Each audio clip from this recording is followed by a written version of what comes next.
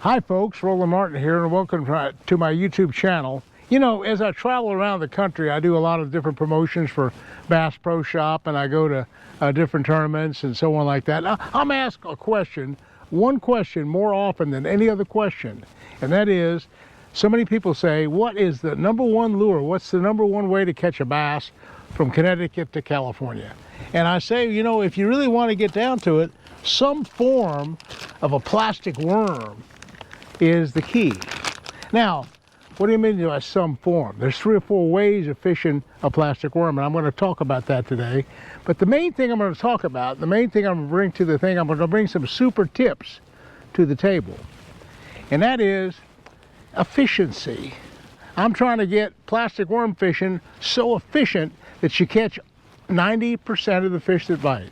Now that's really a challenge. I remember back in 1971, I won a tournament once at Ross Barnett. I wasn't on any kind of fish, I wasn't catching anything much, but I had 30 worm strikes. I had 30, and I caught 29 of them. And the one that got away was a little bitty one, because the little bitty ones are hard to set the hook on. They're lightweight, and you don't get the hook in them good. But basically, I almost 100% efficiency. And that's what we're going to talk about. How do you get efficiency out of a plastic worm? Well, first of all, let's take the 4 different kinds of plastic worms I want to talk about today. Let's start off with the standard Texas rig. That's the one that's been around the longest. It's and in this case, I like a stick worm, and it's kind of it's a stick worm from a Sticko by Bass Pro Shop. It's a good little worm, or even a Cinco kind of a thing. Anyway, I'm taking a 4/0 EWG Gamakatsu hook. I'm just going to show you how I'm going to rig it up. Now, I'm talking about efficiency now. I'm talking about catching all the fish that bite. Now, how do you do that? How do you catch all the fish that bite this worm? Well, I'm going to talk about how they bite it. I'm going to talk about schools of fish. I'm going to talk about single fish. I'm going to talk about ambush points. I'm going to talk about little fish. I'm going to talk about big fish. But it all boils down to catching just about every fish that bites. Okay, how do I do it? Well, first of all, let's rig it up with the right hook, because I like braid. Now, braids come along, and this 50-pound braid is just exquisite here in Florida. It allows me to set the hook with a lighter rod, and I really keep the fish hooked well. And I like a heavy-duty super hook, superline hook. That's a EWG 4/0 superline. That's a stronger hook than normal. And the reason why I'm using a stronger hook is that this is 50-pound braid. You might get around a lot of weeds. I need some power in that hook. Okay. Now, also what I'm using the lightest weight I can get away with. Another thing about efficiency, I like to use the lightest weight that the wind conditions allow me to fish. The wind and the weather is a big factor here. But right now, there's no wind. I'm going to use a little sliding 1/16 of an ounce weight. It's a screw-in weight. Now, a screw-in weight's a little different than a regular standard weight, because you got to go in the worm a little bit farther. So instead of going 3/8 of an inch, I'll go to about 3/4 of an inch down the worm. I'll pull it down and get the hook back up on that shoulder. Now that gives me a little bit of plastic in front of that eye. And that little bit of plastic is for that screw-in part. See this screw-in right here? I screw it in, okay? I screw it right into position. Okay, that's good. Now, when I come through the worm, now this is efficiency now.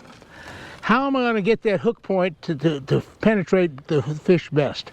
Well, if you notice how it's hooked right there, it's right there. I'm going to come through the back of the worm, and I'll come all the way through the worm, and just lay the hook over, and just kind of skin hook it. Now, what I'm doing, I'm skin hooking it just a tad. That means that when he pushes down on it, it comes out of the plastic really easy. Okay, so that's the first consideration. Now, efficiency. Okay, let's take this particular worm, for example. And this is a worm that I guess we've all used at time, and you rigged it up all kind of different ways. But did you notice the way I hooked the worm? That's very important. And did you notice the hook itself? That's all part of this efficiency game I want to talk about. Okay, the second thing that you need in a worm complement is the right rod. Now, this rod is a rod I like particularly. It's a 7-foot.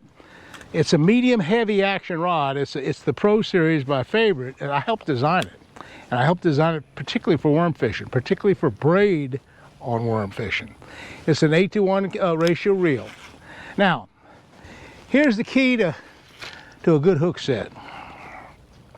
First, I'm going to talk about not letting them swallow it, because number one, it's hot summertime, and in 3 seconds, most of the fish that eat a worm can swallow it in 3 seconds. So you really have to think about setting the hook quickly. Now there's a couple of variations to that, and I'll explain that in a second. Okay, I throw it out there to my spot. Now, this particular setup that I have is set up for an ambush point. There's two kinds of worm fishing. There's open water worm fishing, and then there's target worm fishing, where I'm throwing at a log, a stump, a bush, an ambush point. And I'm going to take that into consideration first, the ambush point spot. The ambush point spot, if it's a stump or a log, sometimes I'll throw past it just a couple feet and drag it to it and stop it. Now that fish, he's facing, you know, the current, if there's current there. That's the first consideration. And the second consideration is the sun angle. He's not got non-eyelided eyes, so he's in the shade of the stump or log, and he's underneath the shade, he's kind of facing the current. So I'll kind of visualize where he'd be. I'm looking at that ambush point. I think the fish is going to be like that, you know, kind of facing like that. So when I get in front of it, I get it about a foot or so from it, and I stop it. Now, notice the way I hold the rod. Now we're talking about efficiency here. I want to be able to feel the fish before he feels me. And to do that, by holding it at a 45-degree angle, I have the maximum amount of feel. Because at a 45-degree angle, if you notice, the line is coming off the rod tip at about a 90-degree angle, which is the most efficient thing right here. So at a 45, the line's at a 45, that's a 90-degree angle. If you held it down like this, the fish could feel you better, and you won't feel the fish as much. If you hold it up here all the way to the top, the fish, you don't still feel them as good, and you just don't have as much control. I like a 45 degree. Okay. Now, let's say you're pulling it along real slow and easy, and you're pausing it, and now the fish, say it's a 2-pound bass. It's a nice sized bass. It's a single bass all by itself. A single bass all by itself isn't in competition with the other bass, so he's going to do a munch. He's going to do a munch. Now, this is real important on munching and running.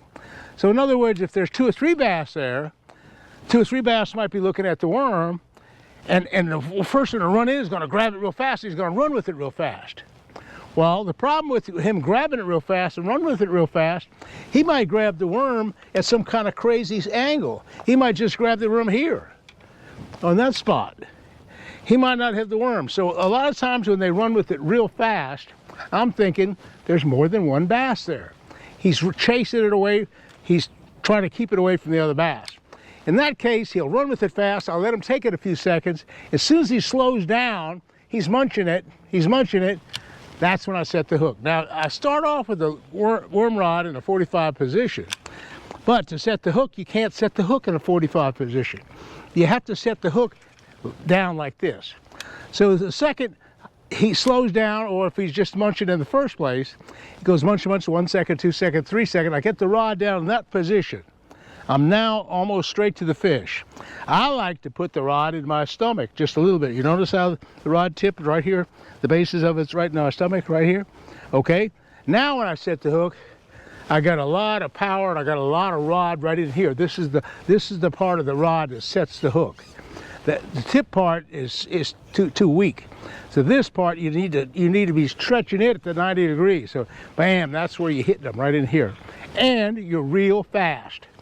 I keep my drag. Another thing about drag fishing and bass fishing in general with the drag is I like to keep my drag fairly tight to start with. I'll get it about the right depth. Okay, that's fairly tight. It's a 50-pound braid. I got about a 20-pound drag. That's a little tight. When the fish gets near the boat, if he's a great big bass and there's all kind of stuff around the boat, sometimes that's too much drag. So if it's a big fish right by the boat, sometimes a really big fish, a really big 8 or 9 pound bass, I'll loosen the drag a little bit more. I loosen the drag, not tighten the drag on a big fish, because around the boat, there's a lot of things happen. You need to sometimes give them drag. Okay. So when again, I'll throw it out there to that ambush point. I'll pull it a couple feet in front of it and I slow it down. I got my rod at a 45. I'm a line watcher. I have polarized glasses on. Here's my Polaroid glasses right here. Okay, and I got them right on. I'm looking for underwater cover now. I'm looking for that stump. I'm looking underwater through the polarized glasses, and I can see these happen to be the Flying Fisherman series, but I can see that stump. I can see that rock a little bit better underwater. And I'm watching the line. I'm a line watcher. That's so important. So when I get that strike, tit, tit, tit, tit, 1 second, 2 seconds, 3 seconds, I'm really setting the hook hard. Okay, I'm reeling real fast. I'm reeling as fast as I can, really keeping up on them. And I do another thing. I do one other thing. I just don't set the hook once. I just kind of keep pumping them a little bit. As I come in, I just kind of keep snugging up on them a little bit, just kind of working that hook in. Just not a big hook set, but just as I'm reeling them, I'm kind of just hitting them a little bit. So I'm getting that hook set, and that's the big part of it. Okay, so that's the first consideration. Now let me talk about what's happening out there on say, open water versus an ambush point. Most of the ambush point bass are single bass. Occasionally there'll be 2 bass. But when you're throwing out in open water, you're throwing off a point, off the end of a boat dock out in the middle of an underwater island, there's liable to be 5 or 6 bass. Now, I mentioned before that when one of those bass hits, sometimes they take it real fast. Now, the other consideration is it a big fish or a little fish? You know, actually, when you come right down to it, it's actually easier to set the hook on a big, nice, big, fat, solid bass, say 2, 3, 4, 5 pounds. It's easier to set the hook because it's a resistance there. When you set the hook, he's in the water solid, and you can really get the hook into him. Now, if it's a little bitty fish about this big that weighs a couple ounces, you set the hook and you're just pulling them through the water. It's hard to set the hook on a little bitty bass. It's really hard to catch a little bitty bass. So what I try to do, I try to imagine, particularly in open water situations, if I feel a tick, tick, tick, tick, tick, tick, tick, tick, it could be a bluegill, it could be a small bass, maybe.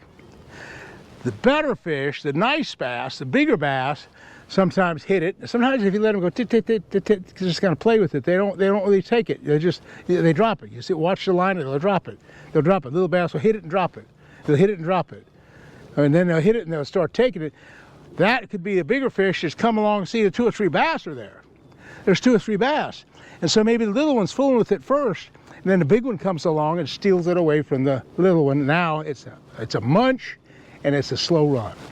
Now you set the hook, you got a big fish, possibly a big fish working.